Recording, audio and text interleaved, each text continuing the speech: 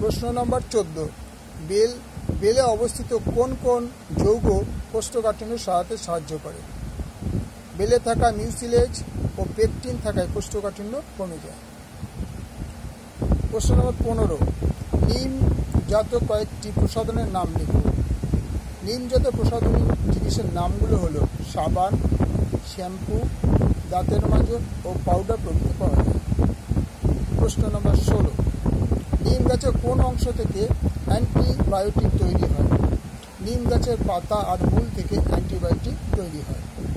প্রশ্ন নম্বর 17, রসুনে অবস্থিত যৌগের নাম লেখো এবং তার কাজ লেখো। রসুনে অবস্থিত যৌগটির নাম অ্যালিসিন। এই অ্যালিসিন যৌগের জীবাণুনাশক ক্ষমতা আছে।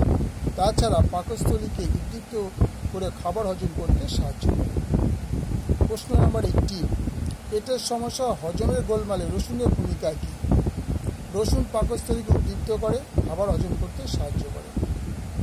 2 নম্বর, হৃৎপিণ্ড রক্তনালীর সমস্যাতেও কার্যকরী ভূমিকা পালন করে রসুন।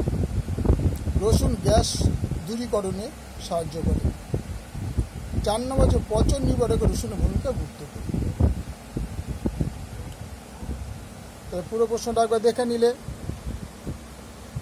ওকে, লাইক করো, শেয়ার করো, সাবস্ক্রাইব করো।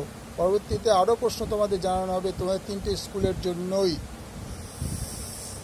ওকে।